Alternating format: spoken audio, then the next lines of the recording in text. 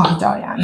So we are back, and I'm going to talk to you about the history of the co-op and the history of Miss Macaroon and the Fair Futures programme. So I'm not quite sure how much you know about the co-op as a whole. Do you know anything about the co-op? Not a lot, to be fair. It'd be nice to know. Okay, that's fine. Yeah. So the co-op originated up north in Rochdale.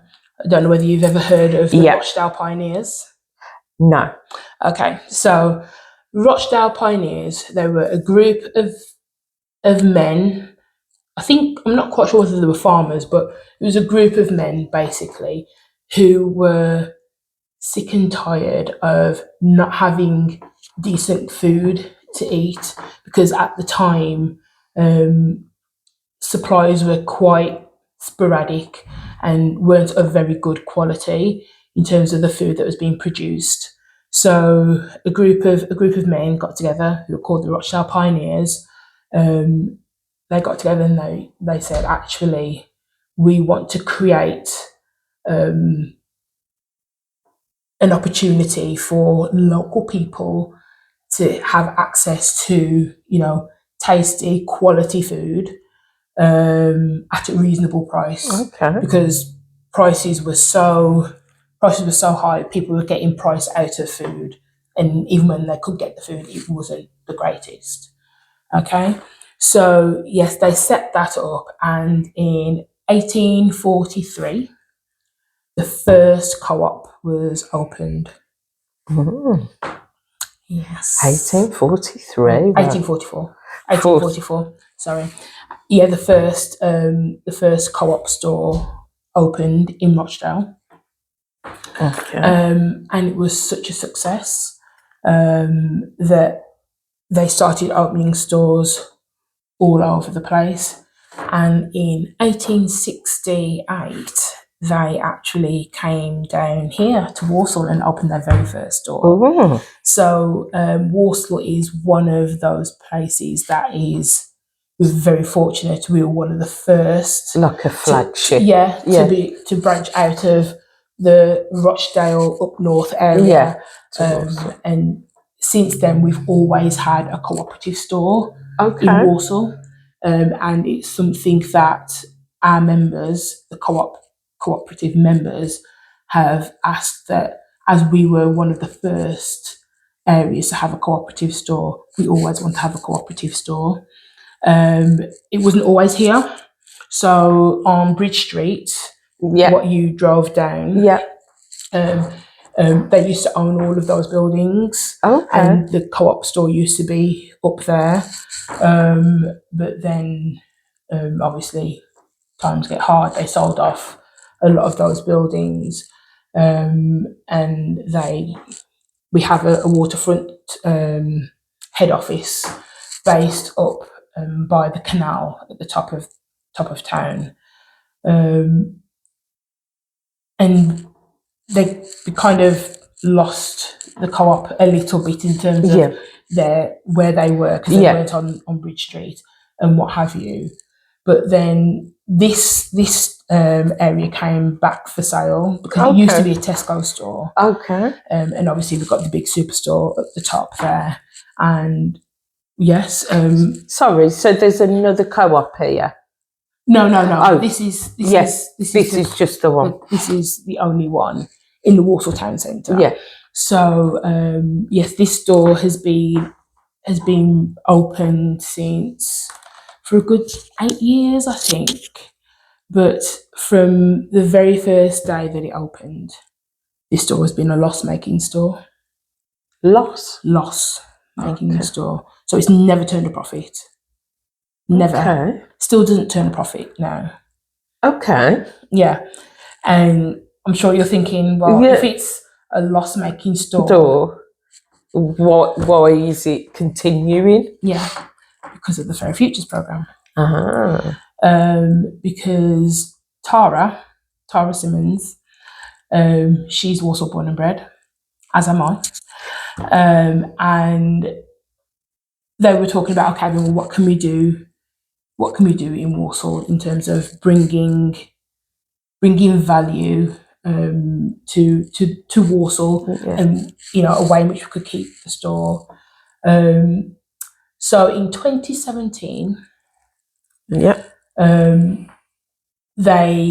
had a new CEO come into the Mick Cooperative. His name is Phil Ponsonby, and I think it was his first week on the job. He went to a Countryfile recording, and they were at Cheltenham Racecourse or somewhere like that, and he got introduced to a young woman by the name of Rosie Guinday. Oh.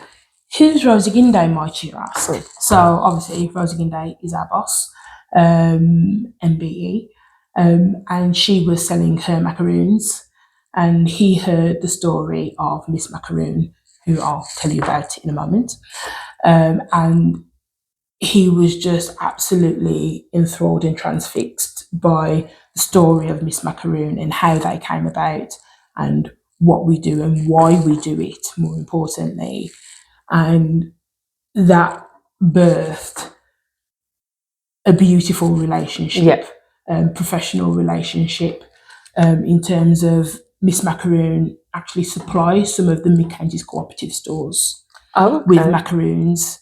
So some of their more affluent areas, so like your Cheltenhams and your Gloucesters and things like that, they supply macaroons to those stores, and they do very well. And obviously they're really tasty. I know you've not tasted any, have you? Have you tasted one of our macaroons? No, I haven't. I don't want to open the box. I've got some. Oh, but they're so pretty. Well, you have to eat them. Yeah.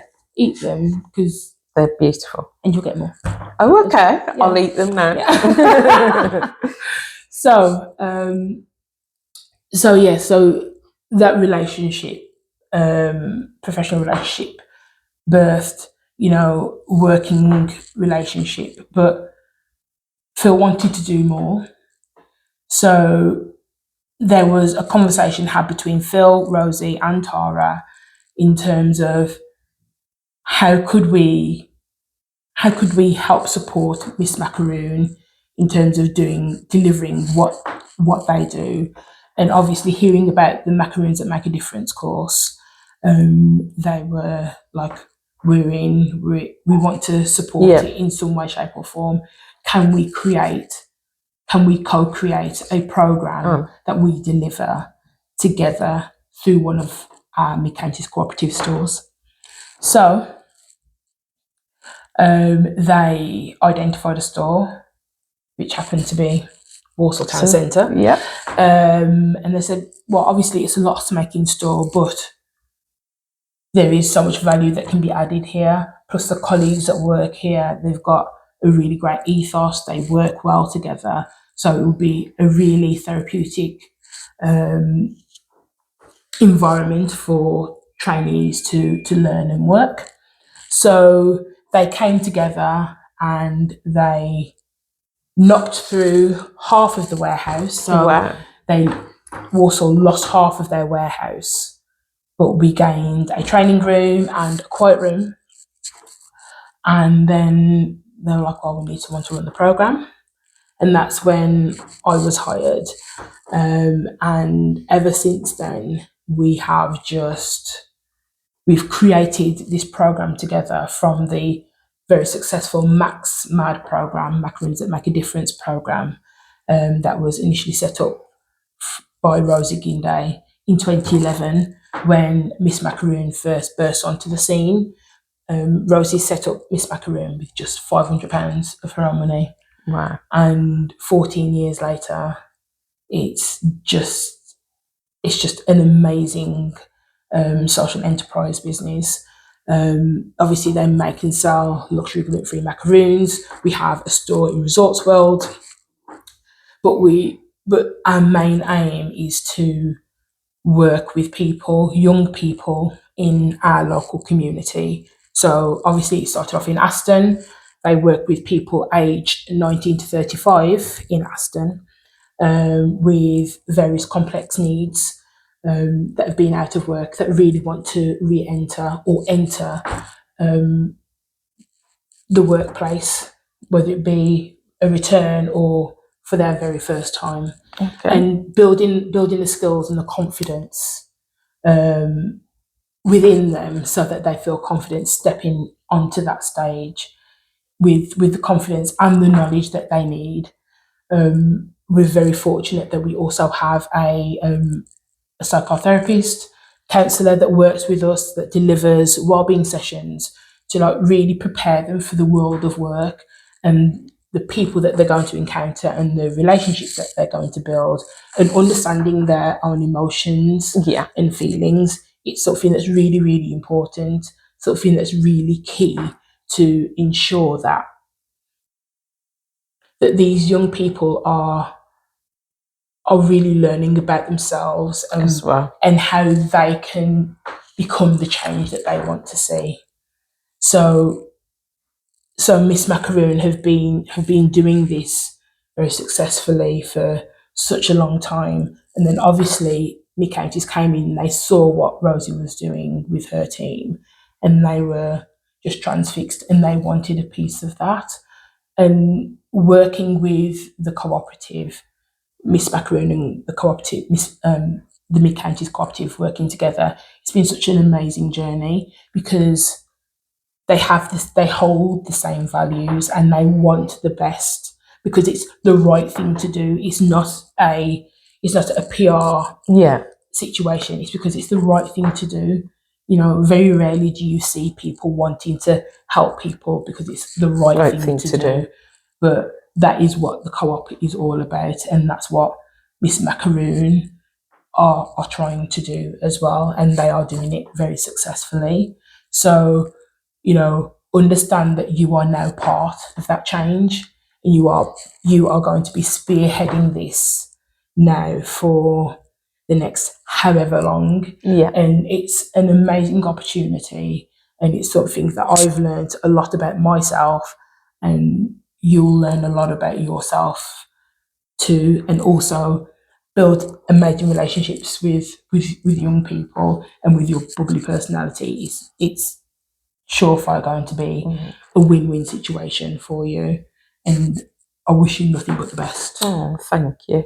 Well, obviously, second day in, yesterday I had the opportunity just to kind of shadow and look around, and the therapy session that you talked about, that was excellent. It really related to the working world, but also their own personal goals, journeys. So that was great, and the learners seemed to like it. Just the fact of the work experience as well. I love the fact that they've all got their own apron uniform with their names on. Everybody was keen. And one of the key things I got from yesterday was the group are not a massive talker or loud, but they support each other, just passing each other the paper. It was like an unwritten rule. They don't need to make a big deal of anything, but everybody supported everybody, which was really nice to see. Yeah. So it's something that happens on every single cohort, and it's not something that you tell them to do. It's just something that happens, because when you have the conversations with our prospective learners before they come onto the program, a lot of them, like I mentioned, they say that they want to build friendships because they've not really got many friends, and they found it really hard to instigate conversations. So obviously they're seeing these same people day in, day out. They learn a little bit more about each other each day. You know, they realise that they've got a lot of things in common, and then, you know, a bond builds. It's created. They create their own little community within the room. You know, definitely. It's a safe space. For them to try things out, things that they're not too sure on. They ask questions. and they support each other. That is what community is. Yeah. That is what the co-op is. Yeah. That is what Miss Macaroon is. So it's like you say, it is an unwritten rule. Yeah. But it's something that you're echoing the sentiments and the values of the cooperative and Miss Macaroon without even have to say anything, because it's something that they naturally do. It was really nice to see, and when you did the awards as well, that was really nice. And you know, again, I could see a quiet learner. She was really quiet, but she really, I could tell it made her day because she got the award, and you can tell that will be building her confidence up. She didn't have to shout about it, but you know that meant a lot to her. Yeah, and that is something that you're going to be creating, whether it's something that you continue with this or you do something different or you add an extra element onto it. These are things that you can do because this is now your program. So, you know, really, you know, think about that over the weekend and while you're here on next week. You know, how can you build on what's already here? Yeah. And I'm not saying that this is going to be something that you have to do in the next 2 weeks. This is something that you can do over time because you've got the time. Okay. Exciting. Looking forward to it. Brilliant. Thank you. You're welcome.